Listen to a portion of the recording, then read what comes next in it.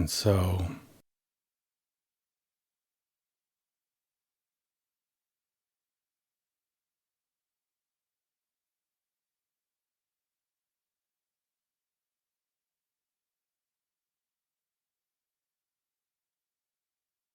we can come to this session of sitting, resting in our beingness,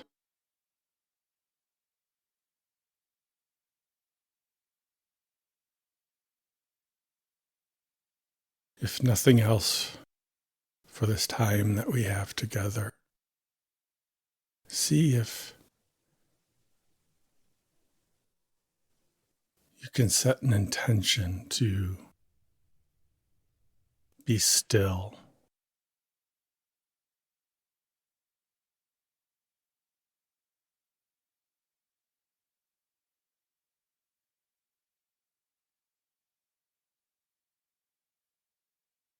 When we hear an instruction like be still, it's natural to first imagine the physical body and what stillness looks like for that body.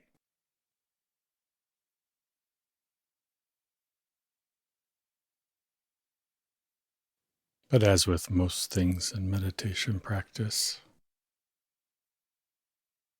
come to see that our first response is one that has been established and recorded many times over from others' knowledge.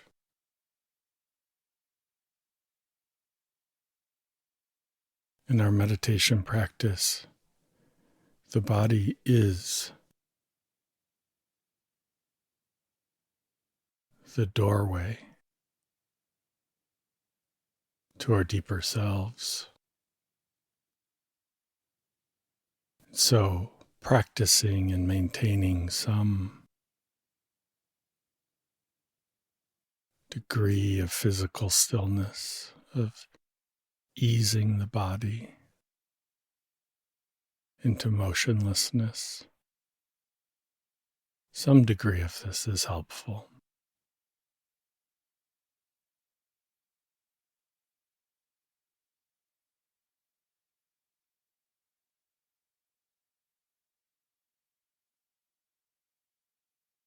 But as with sleep, if we attempt to wrestle or try to will ourselves into sleep, we meet with resistance. And resistance, holding on, opposing, fighting an idea, person, a memory.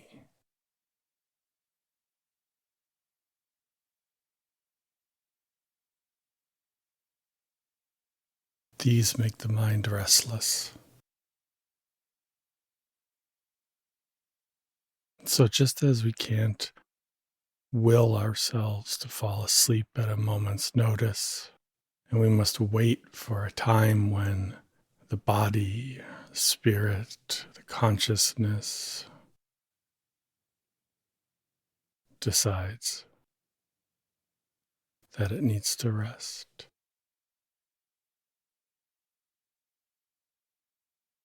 And the operating piece is surrender. And so when we seek a stillness in the body during meditation,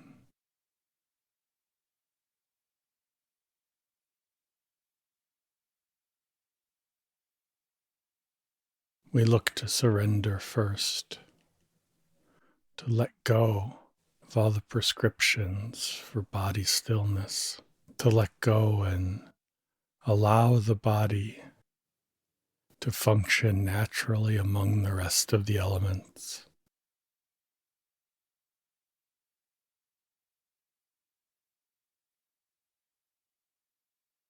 Finding its own place. of motionlessness, of pure and spontaneous being.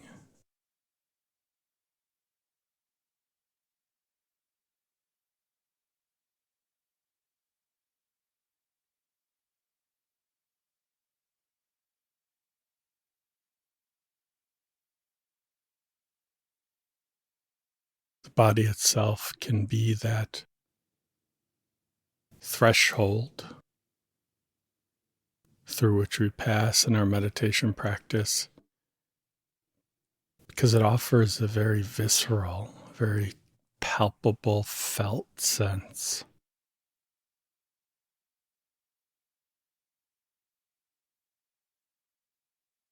of that negotiation between the willpower and our surrender. And when we come to see that, we can no more will our bodies into their natural stillness than we can will ourselves to sleep.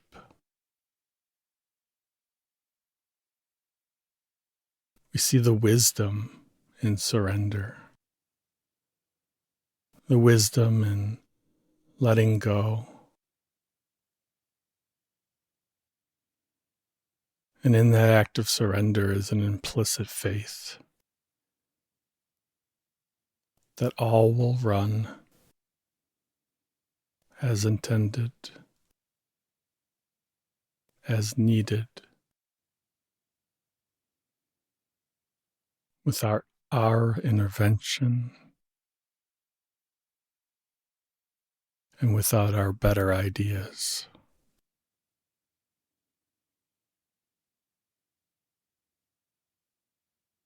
We can be like lilies, neither turning nor toiling,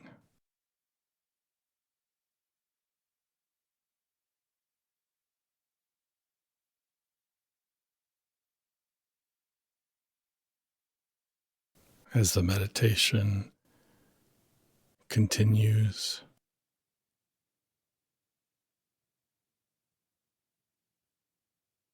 And we've become even more deeply aware of a felt sense of surrender.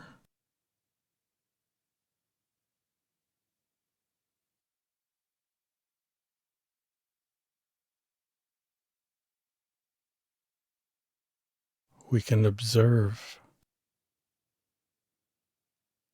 that the body itself has become more relaxed.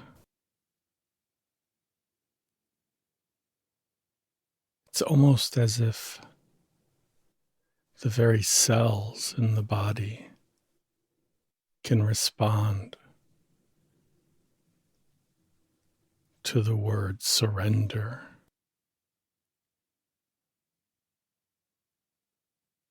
One of those words that, when spoken in any language, is understood by all. Words like mama, papa.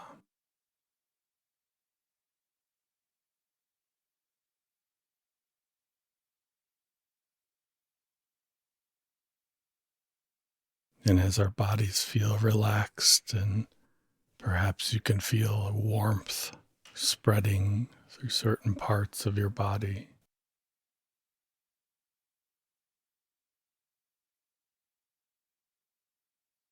or maybe there's just an overall sense of calm.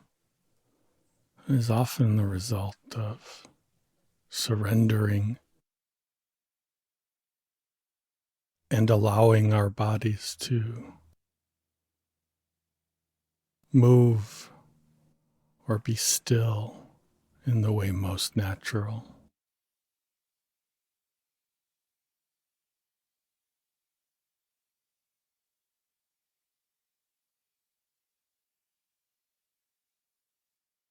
If this is true in our experience here, that surrender brings rest.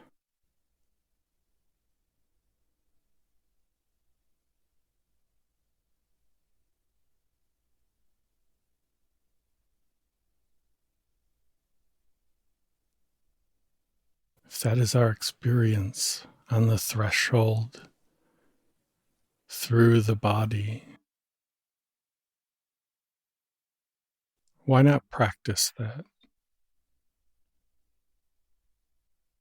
with each deepening throughout this meditation? So if we sit surrendered, allowing our body to find its own natural, comfortable posture, one of relaxed attention,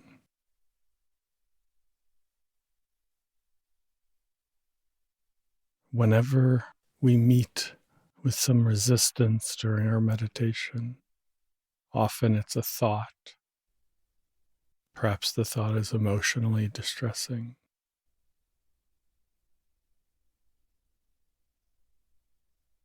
And that feeling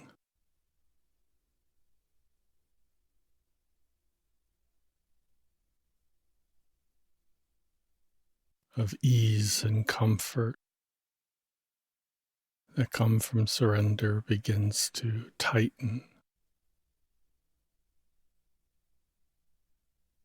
You can feel in the body, in the spirit, even in the attic of the mind,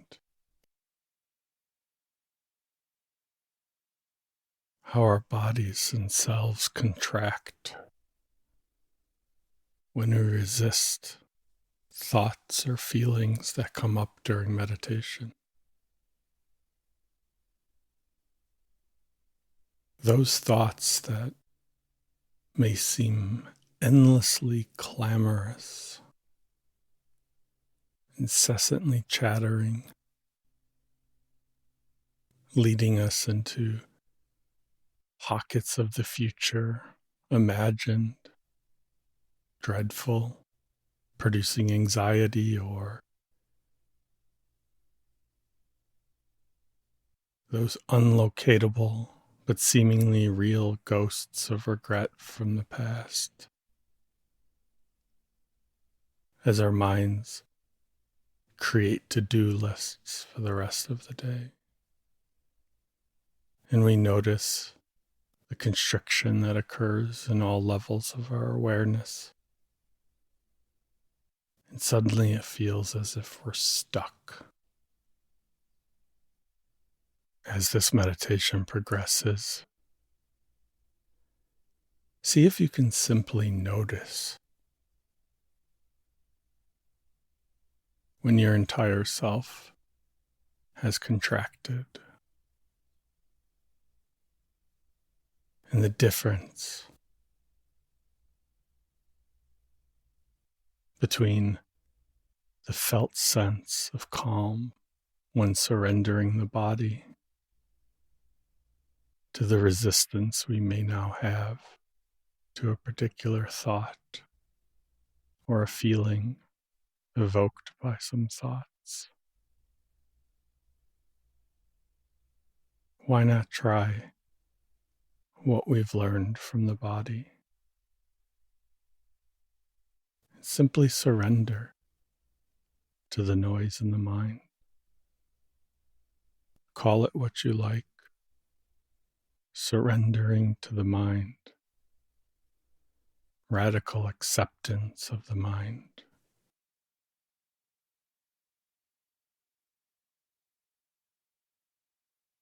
Whatever description appeals to you most.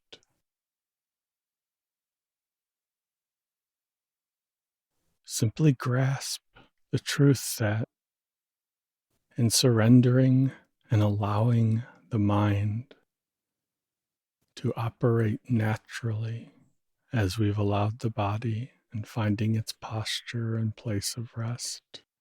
This does not mean that we become the mind's slave.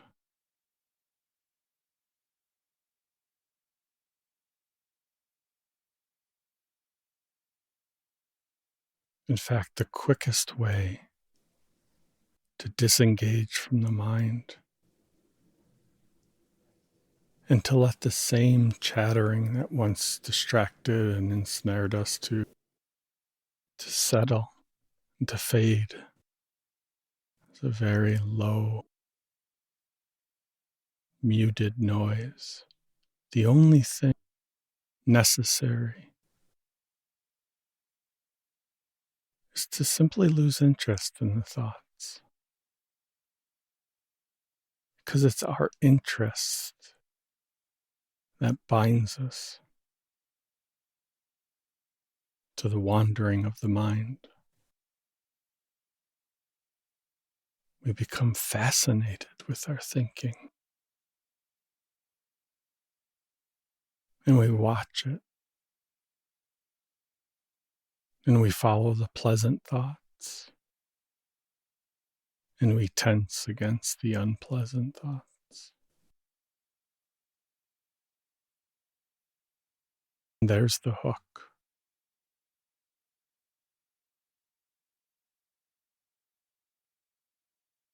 Once we engage in the mind and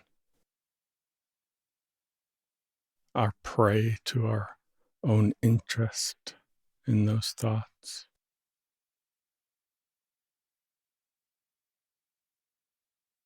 the only way out is to stop struggling and fighting and surrender. To surrender to that calm in your beingness, that felt sense of peace.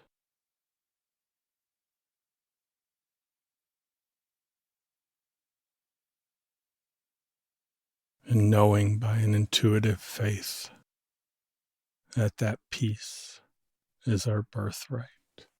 It is who we are, beneath personalities and biographies, preferences, and fear.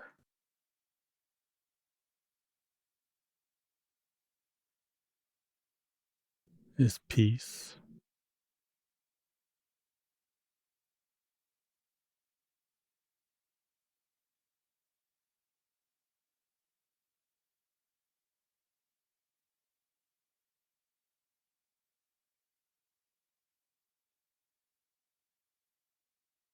As we've practiced before,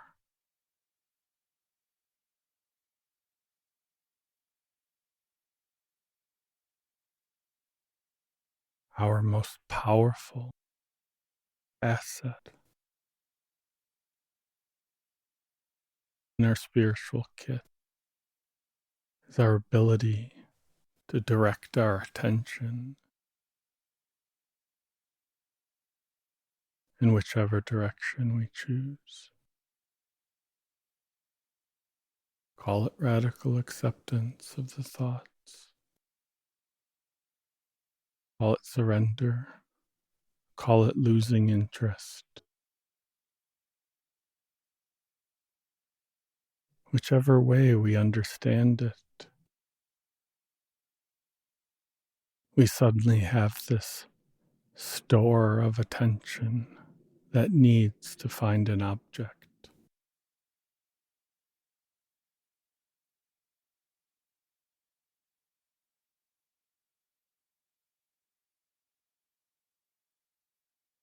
Once freed from its interest in the thoughts,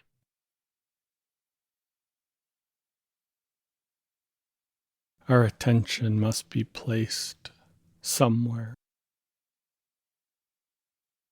where thoughts cannot enter. And that place for our attention, where thoughts may not go, is the present moment.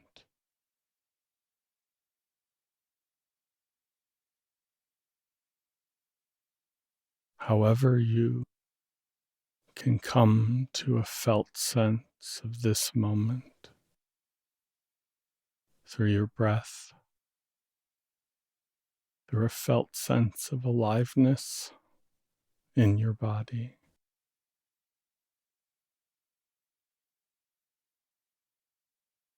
to the pulse.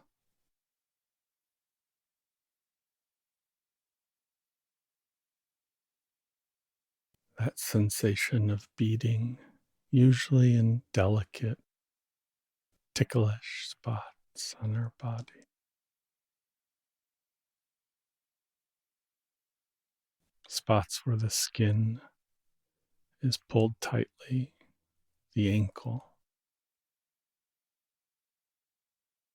just below the ankle and behind the ankle.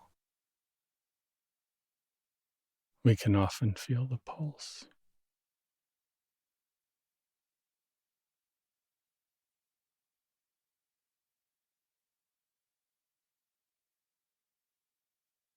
So if we allow our attention, now freed from the automatic and often incoherent storylines created, we can shift our attention to the thoughtless present. Do not be anxious about the future. Nothing the mind imagines is of value.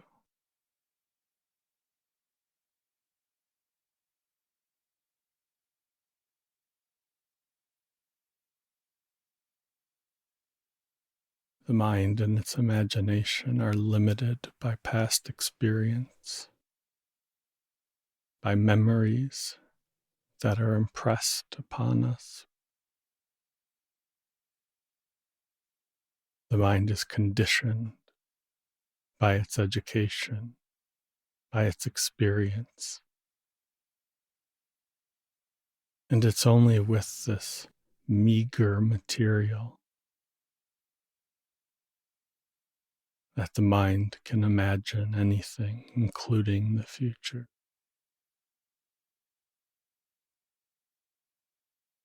Contrast that with the expansiveness of remaining in the thoughtless present. How what feels to be us is not the sound of our thinking, but instead this felt sense that begins to exceed the lines of the body and open its arms to embrace this moment.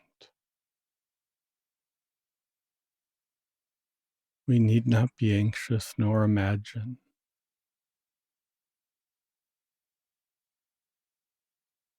If we can repeatedly come back to this thoughtless present, lose interest in our thinking,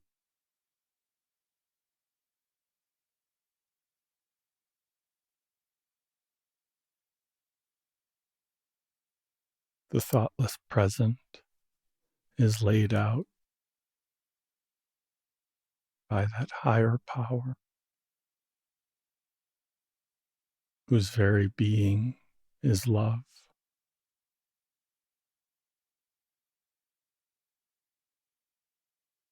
whose capacity for creating the new in the material world is unlimited. All we're being asked to do is nothing.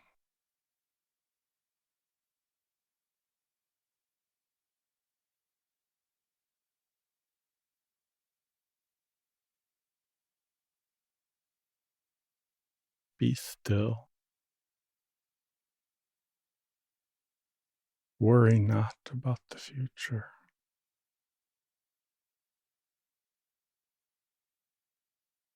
Wrap yourself in that embrace,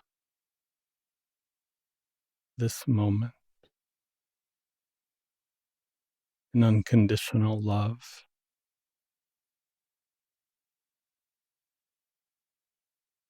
That will never offer anything less than everything.